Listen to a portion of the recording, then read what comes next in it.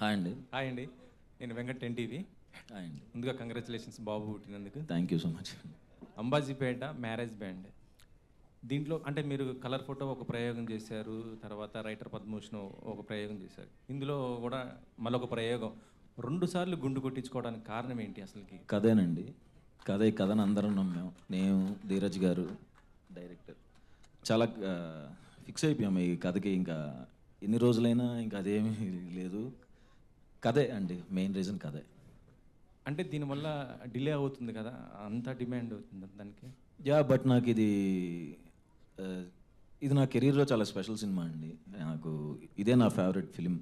నాకు నేను అందరం ప్రాణం పెట్టేసాం ఈ సినిమాకి.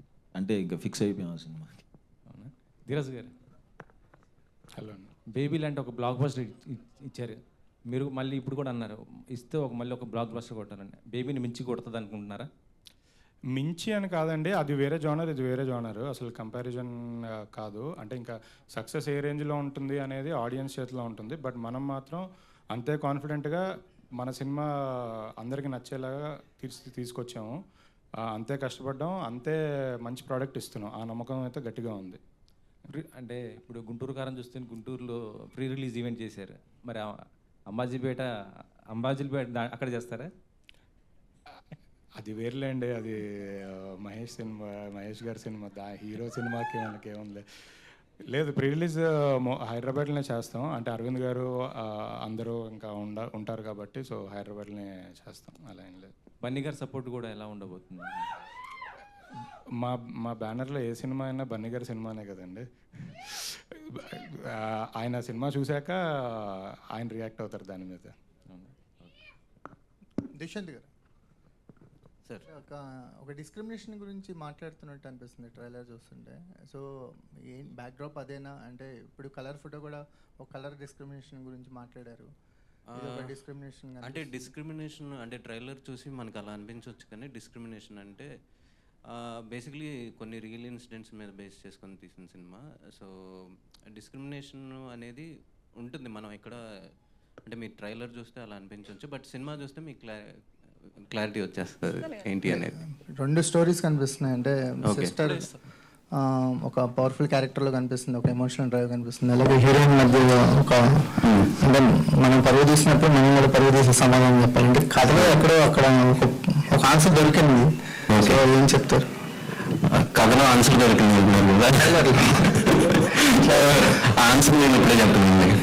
అంటే ఏంటి ఏ ఫార్మాట్లో వెళ్ళిపోతుంది? అంటే అంటే మంచి ఇంటెన్స్ డ్రామా అయితే ఉంటుంది. అంటే చెప్పాను రియల్ ఇన్సిడెంట్స్ని బేస్ చేసుకుని తీసిన సినిమా అని. అంటే కొంచెం డెఫినెట్లీ 2 మిక్స్ అయి ఉంటుంది. బట్ మీరు అడిగిన క్వశ్చన్ మీరు అలానే ఉంచండి, సినిమా చూసిన తర్వాత మీకు అర్థమవుతుంది ఖచ్చితంగా. అంటే మామూలు లవ్ స్టోరీ లాగా సింగిల్ థ్రెడ్ ఉండదు కదండి. ఏదన్నా కంటెంట్ ఇది ఉండాలంటే డైరెక్టర్ మాట్లాడినవరా? ఆయన ఆల్రెడీ చెప్పేసిన తర్వాత అడిగాను. ఈ డామినేషనా సార్? ఇది మరీ బాగుంది.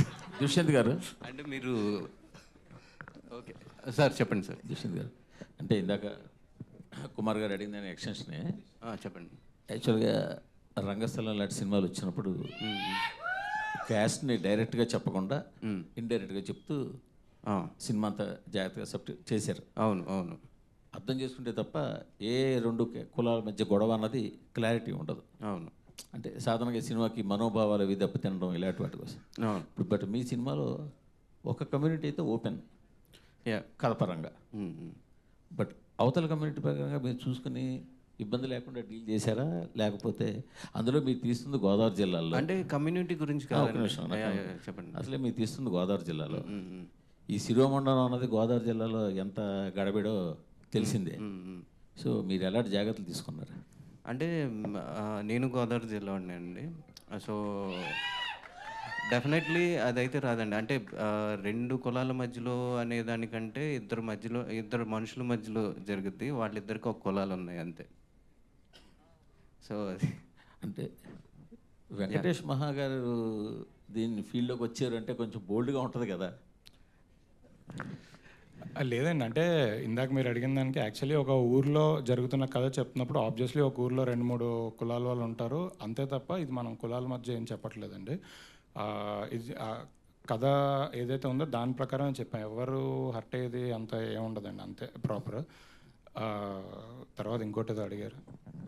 వెంకటేష్ మహా వచ్చారు లైన్లోకి, బన్నీవాస్ గారు ఉన్నారు, ఎంతమంది ఉద్దండులు అంటే ఏం లేదు. ప్రాజెక్ట్ మీద ఉన్నారు అంటే. లేదండి, వెంకటేష్ మహా గారు యాక్చువల్లీ ఈ సినిమా ఫస్ట్ దుష్యంత్ వెంకటేష్ మహా గారు associate. Care of Kancharapalem cinema Umamaheshwar group వచ్చాక వర్క్ చేశారు తనతో పాటు. సో ఆబ్వియస్లీ కథ రాసుకున్నప్పుడు ఫస్ట్ ఆయనకి గురుగారు లాగా కాబట్టి ఆయనకి కథ చెప్పి నరేట్ చేశారు. ఆ పాయింట్లో లాక్డౌన్ టైంలో వెంకటేష్ మహా గారే ప్రొడ్యూస్ చేద్దాం, ఆయనే ప్రొడ్యూసర్గా, తన దుష్యంత్ డైరెక్టర్గా సినిమా తీద్దాం అనుకున్నారు. ఇనిషియల్ ప్లాన్ వాళ్ళకి అదే ఉండింది, అంటే సుహాస్కి వెళ్ళి ఫస్ట్ నరేషన్ ఇచ్చినప్పుడు కూడా అదే ప్లాన్ ఉండింది. వన్స్ లాక్డౌన్ తర్వాత ఒకనొక సందర్భంలో మాకు ఈ నరేషన్ ఇచ్చారు. ఇచ్చినప్పుడు మేమే వెంకటేష్ మహా గారికి చెప్పింది ఏంటంటే, మీరు ఎలానో మీరు డైరెక్టర్గా వేరే అంటే ఆయన కమిట్మెంట్స్ ఆయనకు ఉంటాయి కదా, ఆయన సినిమాలు ఆయన ఉంటాయి కదా, ఇది ప్రొడక్షన్ ఎందుకులేండి మేము చేస్తాం, ఇది మేము చేసుకుంటామని మేము చేసాం. సో అది ఆయన అప్పుడు యాక్చువల్లీ ప్రొడ్యూసర్గా ఉండాల్సిన సినిమా మేము ప్రొడ్యూసర్గా ఆయనని ప్రజెంటర్గా పెట్టి మేము ఈ ప్రొడ్యూసర్గా ఈ సినిమా కంటిన్యూ చేసామండి. బట్ ఈ సినిమా ముందు ఇంతవరకు అంటే ట్రయల్ వచ్చేదాకా మీరు ప్రజెంట్ చేసి చూస్తే ఓ సరదా సినిమా, ఒక విలేజ్ బ్యాక్ డ్రాప్లో ఒక మంచి లవ్ స్టోరీ అన్నట్టుగా ఉంది. బట్ ఇవాళ ట్రయల్ చూస్తే ట్రయల్ సెకండ్ హాఫ్ మాత్రం టూ హెవీగా ఇంటెన్సివ్గా బాగా ఉంది. సో టోటల్గా సినిమా జనాలు ఎలా రిసీవ్ చేసుకుంటారు మీ ఐడియా? అదేనండి, ఇందాక అన్నట్టు ఊరికే మామూలుగా విలేజ్లో సీదా లవ్ స్టోరీలు మనం తీస్తే అరవింద్ గారు కొడతారండి.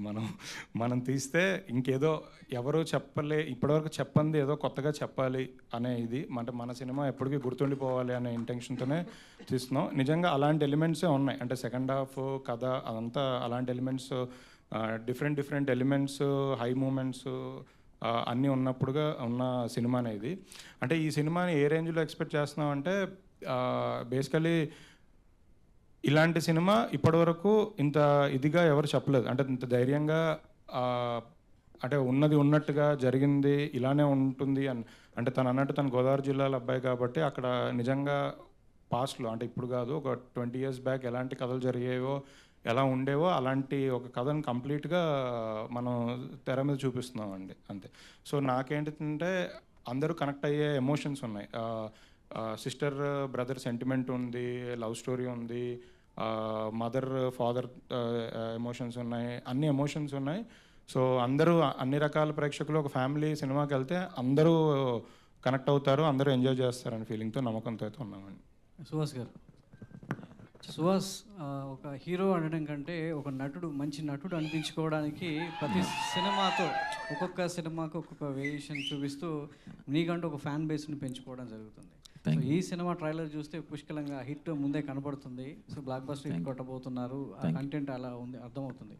సో దానిలో మళ్ళీ క్యారెక్టర్లోకి వెళ్ళడానికి, అంటే నాయి బ్రాహ్మణుడిగా అటు బ్యాండ్గా చేయడానికి సుహాస్ ఎలా కష్టపడాల్సి వచ్చింది? అంటే ఒక యాక్టర్ మామూలుగా డైరెక్టర్ చెప్పిన విజన్ కావచ్చు, లేదంటే ఆయన థాట్ కావచ్చు, వెళ్ళడం అనేది, సో మీరు అందులో వెళ్తే తప్ప ఆ క్యారెక్టర్ అనేది స్క్రీన్ మీదకి రాదు.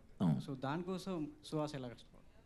మేము ఒక 1 month దాకా రిహార్సల్స్ చేసామండి. అండ్ ఆ బ్యాండ్ నేర్చుకోవడానికి ఒక 20-25 days అలా పట్టింది.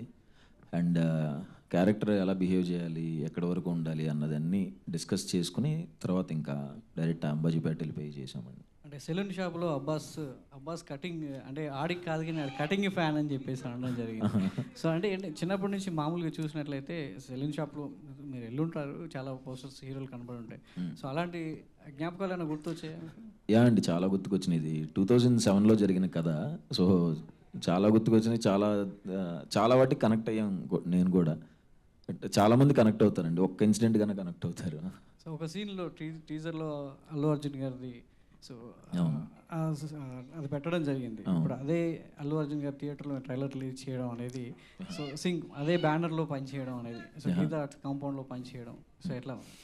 చాలా హ్యాపీ అనిపించిందండి. మేము చాయ్ బిస్కెట్లో వర్క్ చేసేటప్పుడు ప్రమోషన్స్ కోసం నేను సందీప్ గడ్ వెళ్ళేవాళ్ళం గీతా ఆర్ట్స్. అరే గీతా ఆర్ట్స్కి వెళ్ళామరా అని అనుకుంటా, ఎవరికి తెలియకుండా ఎగ్జైట్ అయ్యేవాళ్ళం. అలా ఇప్పుడు ఆ గీతా ఆర్ట్స్లో సినిమా హీరోగా చేయడం అనేది చాలా హై ఇచ్చిందండి నాకు. అంటే ఈవెంట్లలో సుహాస్ ఎందుకు షైగా మాట్లాడుతుంటాడు, అంటే పెద్దగా మాట్లాడలేకపోతుంటాడు, అంటే హిందీ హిట్స్ వచ్చాయి, యాక్టర్గా చేసుకున్నాడు, సో ఎందుకు మాట్లాడడానికి కొంత షైగా ఫీల్ అవుతుంది? జెన్యున్గా రాదండి, అంటే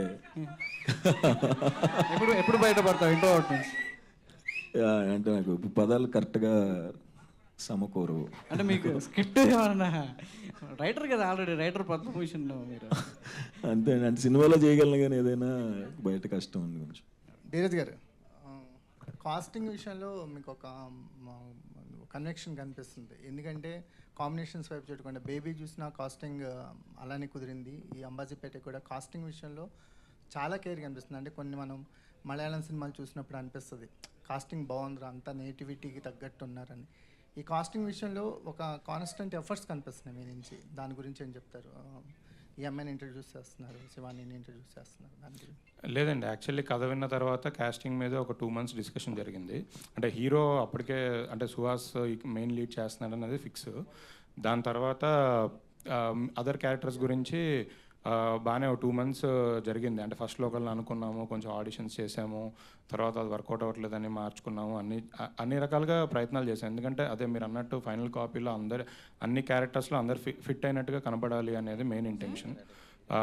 అమ్మాయి విషయంలో అయితే ముందు నుంచి కొత్త అమ్మాయితో చేయాలి అనుకున్నాం. ఎందుకంటే మనం అలాంటి కథ చెప్తున్నప్పుడు కొత్త అమ్మాయితోనే చేయాలి అని అనుకున్నాము.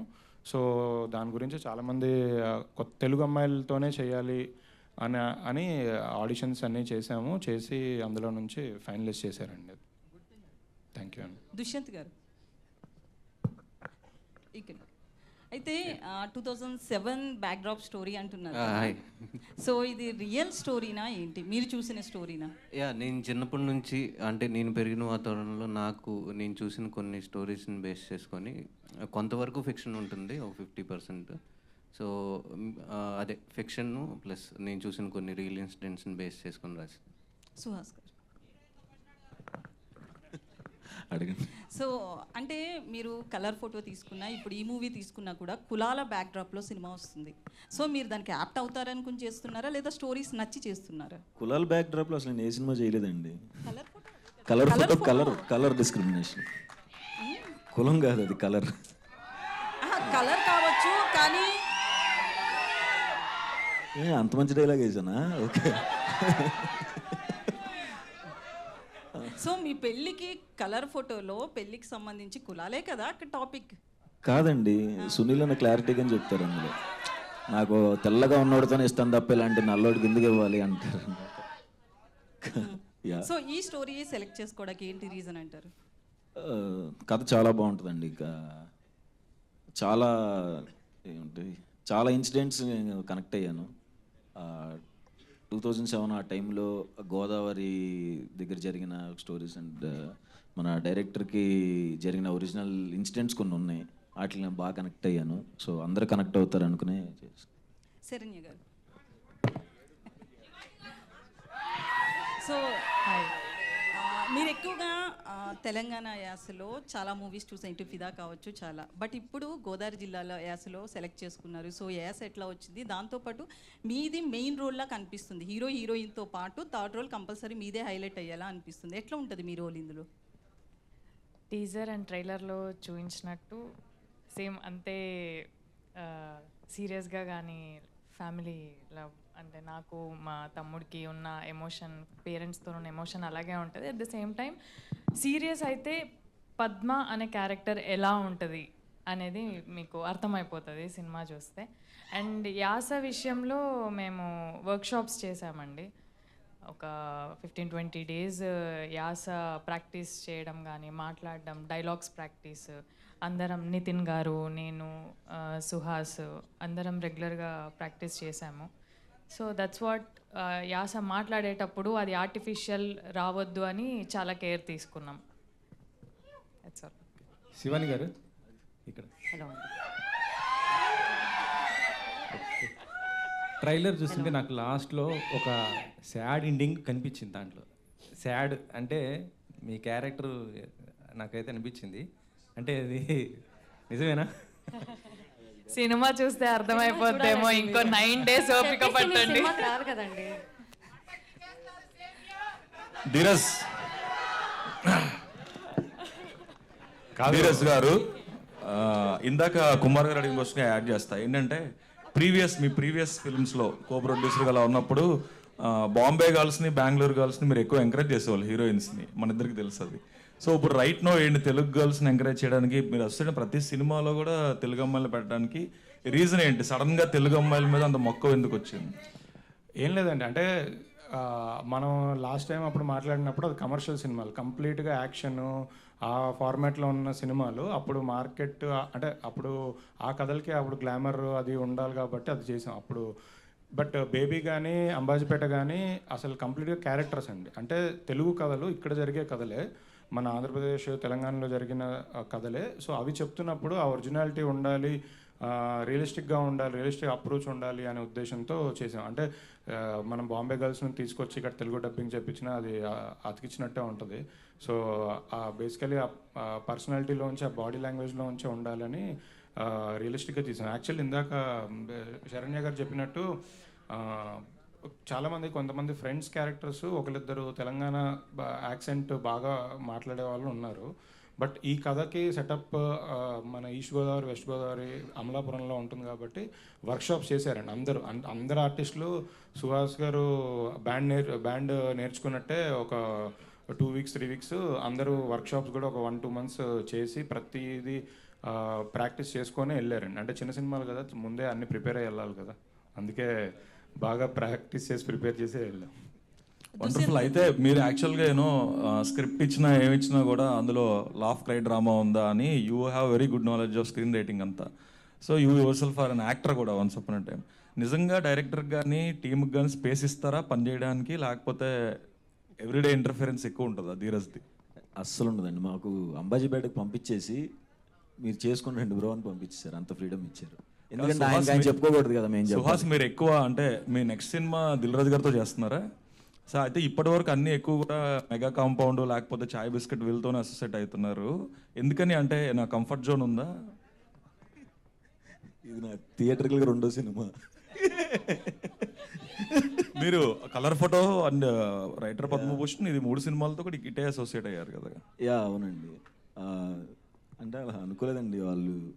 అది చేయటం అందరికీ డ్రీమే కదండి. గీతార్ట్స్ అసోసియేట్ అవటం అనేది చాలా పెద్ద డ్రీమ్, అండ్ దిల్రాజ్ సార్తో చేయటం అనేది కూడా డ్రీమే. సో ఫుల్ఫిల్ అవుతున్నాయి, హ్యాపీగా ఉంది. శివాని వీళ్ళందరూ రియల్ ఫ్యాన్సేనా పెయిడ్ ఫ్యాన్సా? మీరు అలా అనకండి.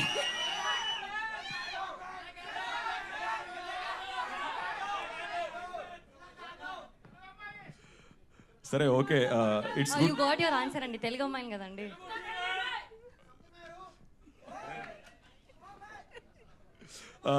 That's so good. అయితే నిన్న నేను సుహాస్ గారితో మాట్లాడినప్పుడు ఆయన అడిగాను అనమాట. అంటే పెర్ఫార్మెన్స్ వైజ్ సుహాస్ ఎప్పుడు కూడా ఆయన ప్రతి సినిమాలో ఆపోజిట్ హీరోయిన్ని తనంత ఇంటెన్సిటీతో పెర్ఫామ్ చేసే అమ్మాయినే పిక్ చేసుకుంటున్నారు. అంటే నేను చేసుకోవట్లేదండి, డైరెక్టర్ చేస్తున్నారని చెప్పారు నిన్న ఆయన. నేనేమంటానంటే ఇప్పుడు సుహాస్ పక్కన హీరోయిన్ అంటే కొంతమంది యాక్టర్స్ పక్కన చేయడం చాలా ఈజీ, కొంచెం అలా అందంగా కొంచెం క్యూట్గా కనిపిస్తే చాలు. కానీ సుహాస్ లాంటి పెర్ఫార్మర్ పక్కన కనిపించాలంటే పెర్ఫార్మెన్స్ చేస్తేనే కనిపిస్తారు, లేకపోతే తేలిపోతారు కదా. So what homework you exactly did? అంటే earlier you told me friend role కన్నా ఆడిషన్కి వెళ్తే హీరోయిన్గా పెట్టుకున్నారని. So what homework you did to match up to Suhas calibre? మేము చాలా రిహర్సల్స్ చేసామండి. వర్క్షాప్ ఎలా చేసామో అలాగే మేము సెట్కి వెళ్ళే ముందు, సీన్ చేసే ముందు క్యారవాన్లో కూర్చొని ఒక సీన్ పట్టుకొని ఒక 5 సార్లు 10 సార్లు ఇంకెలా బాగా చేయొచ్చు, ఇంకా ఎంత ఇంప్రూవైజ్ చేయొచ్చు అని అలా ప్రాక్టీస్ చేసే వెళ్ళాం. So it all worked out. Apart from that ఇంకేం హోంవర్క్ చేయలేదా మీరు? అంటే క్యారెక్టర్ అంత బాగా రాశారు కాబట్టి మేము ఒక ఫస్ట్ 10 days తర్వాత మేము అక్కడ శివాని సుహాస్ లేదు, ఓన్లీ మల్లిబాబు లక్ష్మి మాత్రమే కనిపిస్తారు మీకు. థ్యాంక్ యూ అండి, ఆల్ ది బెస్ట్. దుష్యంత్ గారు, అంటే ఈ ట్రైలర్ ప్రకారంగా చూస్తే హీరోని అంటే సుహాస్ని సెలెక్ట్ చేయడానికి మెయిన్ రీజన్ ఏంటి? సుహాస్ని సెలెక్ట్ చేసుకోలేదండి. సుహాస్ ఫస్ట్ నుంచి సుహాసే ఆప్షన్. ఈ రోల్కి సుహాస్ యాప్ట్ అవుతాడు అని అంటే నేను కథ అంటే మాకు ఒక 6 years జర్నీ ఉండింది. సో ఇద్దరికి తెలుసు కథ గురించి.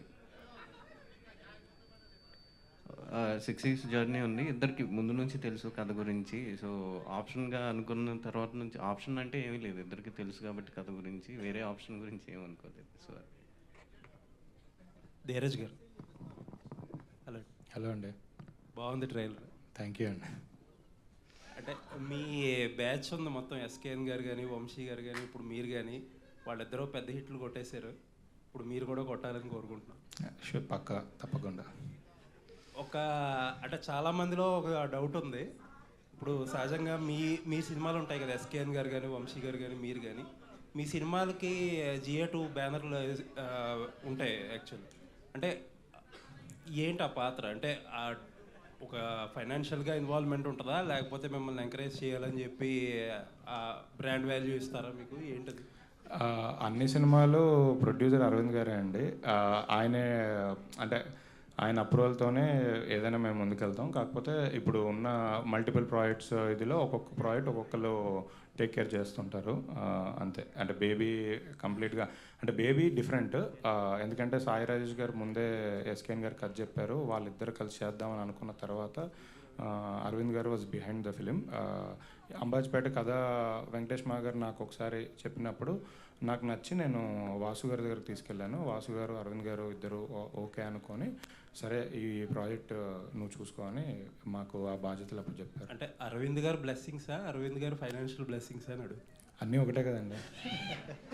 అంటే ఇంకొకటి చాలామంది ఏంటంటే ప్రొడ్యూసర్లో కష్టపడి ఒక సినిమాని మౌంట్ చేసినప్పుడు కొంతమంది ఏమనుకుంటారంటే ఇలాంటి ఎవరినన్నా పక్క నుంచి తీసుకొచ్చి పెడితే మనకి విజిబిలిటీ రాదు, మనం గ్రో అవ్వని చెప్పి కొంతమందికి ఇన్సెక్యూరిటీ ఫీలింగ్ ఉంటుంది. కాకపోతే మీ బ్యాచ్ ఎవరికే మాత్రం అలా ఉండదు. ఇప్పుడు మీరేమో 2 బ్యానర్లు పెట్టుకున్నారు, అదేంటది? ఏం లేదండి, యాక్చువల్లీ బ్యానర్ అంటే నేను ఇంతకుముందు కూడా ఊర్వశి రాక్షసు సినిమా చేశాను అరవింద్ గారి దగ్గరే. ఈ సినిమాకి వాసు గారే లేదు ఫ్యూచర్లో మనం ముందుకెళ్తున్నప్పుడు ఐడెంటిటీ ఉండాలని, అసలు ఇది నా ఇది కాదు, వాసు గారే ధీరజ్ బ్యానర్ పెట్టాలి అని పెట్టారు. అంటే ఫస్ట్లో నేను వద్దని అనుకున్నాను, మిడ్వేలో ఆయన ఇన్సిస్ట్ చేస్తేనే పెట్టాను. అంటే ఎస్కేఎన్ గారికి మాస్ ఫిల్మ్ మేకర్స్ పెట్టినా, నాకు నా బ్యానర్ పెట్టిన వాసు గారు పుష్ చేస్తేనే పెట్టుకున్నాను. అంటే కష్టపడుతున్నాం కదా అని ఆయన చెప్తేనే జరిగింది. నైస్. అండ్ చిన్న సినిమాలకి ఒక విజిబిలిటీ తీసుకురావడానికి కానీ, ప్రమోట్ చేయడానికి కానీ, ఆడియన్స్ని థియేటర్స్కి తీసుకురావడం కానీ ఎంత కష్టం? చిన్న సినిమాలకి విజిబిలిటీ తీసుకురావడం అయితే కష్టమే అండి. అంటే కంటెంట్ అంటే రిలీజ్ అయిన తర్వాత కంటెంట్ బాగుండి వర్డ్ ఆఫ్ మౌత్ పెరిగి మీ రివ్యూస్ అన్ని బాగా వచ్చిన తర్వాతే వెళ్తుంది. ప్రజెంట్ అయితే ఆ ట్రెండే రన్ అవుతుంది. బట్ మాకున్న ఒక అడ్వాంటేజ్ ఏంటంటే బ్రాండ్ వాల్యూ. అంటే ఇప్పుడు గీతార్ట్స్ బ్రాండ్ వాల్యూ, గీతార్ట్స్ అనే కాదు, ఇప్పుడు మన సితారాలో మ్యాడ్ సినిమా చేసిన ప్రొడక్షన్ హౌసెస్, పెద్ద ప్రొడక్షన్ హౌసెస్ అయితే ఒక బ్రాండ్ వాల్యూ ఉండడం వల్ల కొంచెం విజిబిలిటీ తొందరగా వచ్చేస్తుంది, జనాలకి రీచ్ తొందరగా వెళ్తుంది. అది. All the best. Thank you. Suhas చెప్పండి. ఇప్పుడు బ్యాండ్ అనగానే మనకు 2 రకాల ఎమోషన్స్ గుర్తుకొస్తాయండి. ఒకటి శుభకార్యాలు, ఒక tragedy. So band based cinema చేస్తున్నాం అన్నప్పుడు మీకు మీ నిజ జీవితంలో గుర్తొచ్చిన 2 ఎమోషన్స్ చెప్పండి. నిజ జీవితంలో అంటే సినిమా అంతా కనెక్ట్ అయ్యానండి నేను. సినిమాలో చాలా ఎమోషన్స్ ఉన్నాయి, చెప్పలేను. అంటే బ్యాండ్ అంటే శుభకార్యాలకు అలాంటి ఏమైనా గుర్తొచ్చాయా మీ లైఫ్లో? అంటే మేము జనరల్గా ఊర్లో పెళ్ళి లేనప్పుడు పెళ్లి కొడుకునో పెళ్లి కూతురు తరపున వెళ్తే మండపం దాకా డ్యాన్స్లు వేయించుకుంటూ తీసుకెళ్ళటం ఒకటి తెలుసు, అది దాని కనెక్ట్ అయ్యాను. ఓకే. ధీరజ్ గారు, మీ GA2 కానీ వేరే అనుబంధ బ్యానర్లో చాలామంది హీరోలకి ఛాన్సులు ఇస్తున్నారు, కానీ అల్లు శిరీష్కి ఎందుకు ఇవ్వడం లేదు? ఎందుకు ఇవ్వడం లేదండి?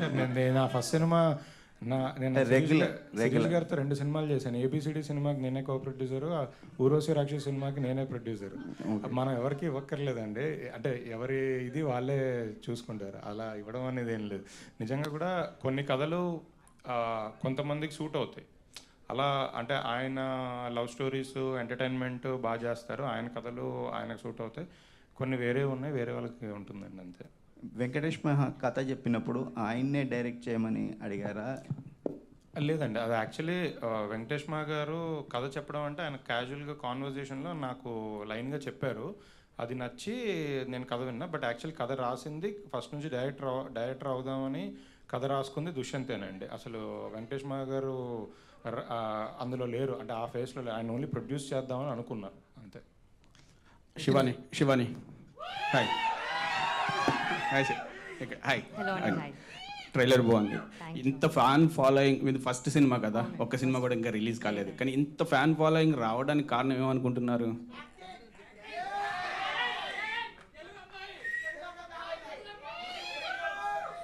ఐ థింక్ అన్నీ అండి, అంటే మంచిగా పర్ఫామ్ చేస్తేనే ఆడియన్స్కి నచ్చుతుంది. మంచి ట్రైలర్ నచ్చింది అందరికీ. అండ్ కదా అండి, మీరు వెబ్ సెకండ్ చూస్తారు కదా సినిమా, మీకు అర్థమవుతుంది. సో అంటే ఫస్ట్ సినిమా రిలీజ్ అవ్వగానే బాధ్యత ఎక్కువైపోయింది, ఇంతమంది పబ్లిక్ ఇది ఉంది. సో నెక్స్ట్ చూస్ చేసుకునేటప్పుడు ఎట్లాంటి కథలు చూస్ చేసుకుందాం అనుకుంటున్నారు? అంటే నాకు ఏదొచ్చినా నాకు స్టోరీ విన్నప్పుడు నచ్చితే మాత్రం ఖచ్చితంగా వదలండి, చేసేస్తాను.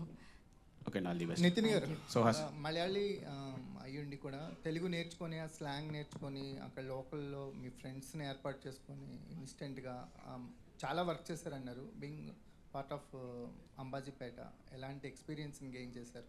చాలా బాగున్నారు స్క్రీన్ మీద. చాలా థ్యాంక్ యూ అండి, thank you so much. Experience ఏంటి అంబాజీపేట ట్రావెల్తో? చాలా గ్రేట్ ఎక్స్పీరియన్స్ ఏంటి అంటే, నేను అనుకోలేదు ఇంత పెద్ద క్యారెక్టర్ నాకు వస్తుందని. నేను ఫస్ట్ డే దుష్యంత్ గారిని కలిసినప్పుడు నాకు కథ చెప్పారు. కథ చెప్తూ ఇలా వెంకటబాబు క్యారెక్టర్ ఏమేది అనేసరికి చాలా సర్ప్రైజ్ అయింది. అంటే ఇంత పెద్ద క్యారెక్టర్ ఇంత మంచి సినిమాలో ఇంత గ్రేట్ ఆర్టిస్ట్తో చేసేటప్పుడు ఐ ఫెల్ట్ ఇది నా రెస్పాన్సిబిలిటీ, కొంచెం చాలా ఎఫర్ట్ పెట్టాలి అని. నేను ఐ థింక్ సినిమా షూట్కి ఒక 20 days ముందే అక్కడికి వెళ్ళిపోయాను. సో అక్కడ జనాలతో అబ్జర్వ్ చేశాను. వాళ్ళు నాకు స్లాంగ్ రాదు అసలు, ఇంత కూడా తెలుగు మాట్లాడలేను అప్పుడు. సో అక్కడికి వెళ్ళి జనాలను చూసి అక్కడ ఉండే వాళ్ళతో మాట్లాడి గోదావరి స్లాంగ్ కొంచెం నేర్చుకున్నా. రిమైనింగ్ అంతా దుష్యంత్ అండి. స్క్రిప్ట్లో చాలా డీటెయిల్స్ ఉంటుంది, మాకు ఎక్కువ ఎఫర్ట్ పెట్టాల్సిన అవసరం కూడా లేదు. Like it's all Dushyant's efforts. Suhas bro, hi bro. Hi, how are you? బాగున్నాను. సో మేము ఫస్ట్ టీజర్ కానీ అవి కానీ చూసినప్పుడు ఇంత ఇంటెన్స్ ఉంటుంది అనుకోలేదు. అంబాజీపేట మ్యారేజ్ బ్యాండ్ అంటే కామెడీ స్ట్రో వెళ్తుంది అనుకున్నా, కానీ ఎమోషన్స్ ఎక్కువ ఉంది. సో ఈ కథలో ఎమోషన్స్ బాగా ఇదైంది. తర్వాత ఇంకొకటి ఏమనుకున్నారంటే, మీరు ఇప్పటివరకు సైన్ చేసిన సినిమాలు కాకుండా కొత్తగా సైన్ చేసేవన్నీ ఓన్లీ లీడ్ క్యారెక్టర్ కోసమే చూస్తున్నారని చెప్పి అన్నాను. క్యారెక్టర్లు కూడా చేయడానికి మొన్న హిట్ 2 చేశాను కదా. ఇప్పటివరకు సైన్ చేసినవి కాకుండా, ఇప్పుడు దాకా సైన్ చేసినవి కాకుండా, అంటే టూ మెనీ కమిట్ అయ్యాను. ఈ కమిట్ అయిన తర్వాత ఖచ్చితంగా చేస్తానండి. అంటే నాకు కొంచెం 35-40 వచ్చిన తర్వాత ఇంకెక్కువ క్యారెక్టర్స్ ఎక్స్ప్లోర్ చేద్దాం. ఫేస్ కొంచెం మెచ్యూరిటీ వచ్చి అప్పుడు ఇంకా ఎక్కువ క్యారెక్టర్స్ ఎక్స్ప్లోర్ చేద్దాం. అంటే కొత్తగా కమిట్ అయ్యే క్యారెక్టర్లు కూడా చేస్తారు, లేదా లీడ్ క్యారెక్టర్ల కోసమే క్యారెక్టర్స్ అన్నీ చేస్తానండి ఖచ్చితంగా. విలన్ కానీ లేకపోతే ఇంపార్టెన్స్ ఉన్న క్యారెక్టర్ కానీ ఖచ్చితంగా చేస్తానండి, అన్ని రకాలుగా చేస్తాను. All the best. Thank you. Shivani గారు, మీ ఫస్ట్ మూవీ అండ్ పెద్ద banner, so already proud actor. చేసేటప్పుడు ఏదైనా నర్వస్ కానీ సిచ్యువేషన్ చేయలేకపోతున్నా, ఎక్కువ టేక్స్ తీసుకుందా ఏమైనా ఉందా దీనిలో? టెన్షన్ ఏం పడలేదండి, అంటే ఆల్రెడీ చాలాసార్లు రిహర్సల్ చేసుకున్నాం కాబట్టి ఎంజాయ్ చేసామండి. ప్రతి సీన్ చేసేటప్పుడు చాలా ఫీల్ అయ్యి చేసాము, అందుకే అంత బాగా అనిపించింది మీకు ట్రైలర్. మీ క్యారెక్టర్కి మీరు చేసిన వర్క్షాప్ ఏంటి? లక్ష్మి అనే క్యారెక్టర్కి మీరు చేసిన వర్క్షాప్? సో నాకు పెద్దగా స్లాంగ్ అలాంటిది ఏమీ స్పెసిఫికేషన్ లేదు, కానీ ఒక 1 month నేను డైరెక్టర్ గారితో కూర్చొని, దుష్యంత్ గారితో కూర్చొని రీడింగ్ చేసాము. లక్ష్మి ఎలా ఉండాలి, ఎలా మాట్లాడాలి, బాడీ లాంగ్వేజ్ ఆర్ ఎలా ఆలోచిస్తుంది, అదంతా చేసాము. అండ్ చాలా హెల్ప్ అయింది యాక్చువల్లీ అమలాపురంకి వెళ్ళడానికి. Thank you. శివాని గారు. హలో. శివాని గారు హియర్. హాయ్. హలో. మీరు సింగర్ కూడా కదా? అవునండి. ఈ సినిమాలో ఏమైనా పాట పాడారు? లేదండి, నాకు అవకాశం ఇవ్వలేదండి. అడగండి, వాళ్ళిద్దరిని అడగండి, ప్రొడ్యూసర్ కానీ డైరెక్టర్ కానీ. ఇప్పుడు పాడాలని కదా అది కాదా? ఇప్పుడు ఏమైనా ఫ్యాన్స్ కోసం?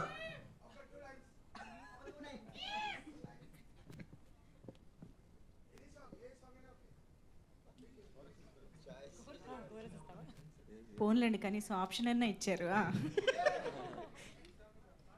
యమునా తటిలో నల్లనయ్యకై ఎదురు చూసెనే రాధా, ప్రేమ పొంగుల పసిడి వన్నెలే వాడిపోయెను కాదా, రే గడిచెను పగలు గడిచెను మాధవుండు రాలేదే, రాసలీలలా రాజు రానిదే రాగబంధమే లేదే, యదు కుమారుడే లేని వేళలు వెతలు రగిలెనే రాధ గుండెలు, పాపం